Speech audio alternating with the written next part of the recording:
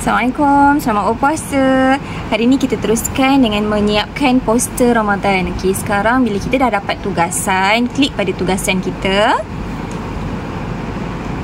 View details. Okey, dekat sini awak klik dulu. Okey, klik pada dia punya pautan ni. Okey. Ini adalah tugasan yang awak kena buat. Okey, ini adalah panduan.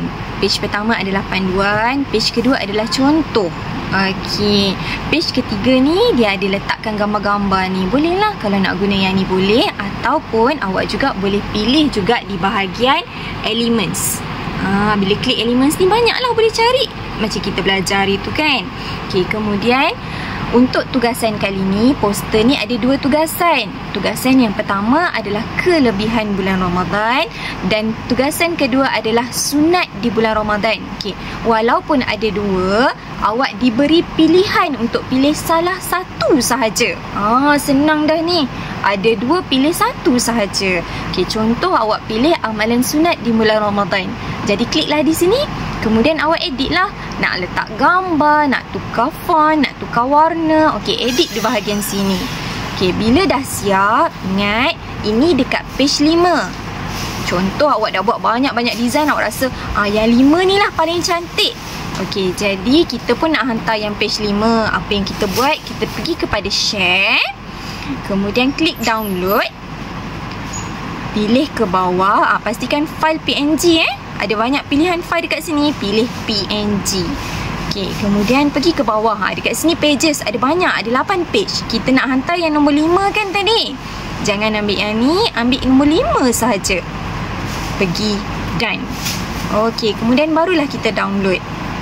Okey, tengok kat sini status dia. Okey, status maksudnya done. Maksudnya dah siap lah. Okey, jadi kita kembali ke kita punya Google Classroom. Add or create. Dekat tepi sini ni, assign ni, add or create. Kita pun tambahlah file kita tadi. Dekat bahagian recent lah.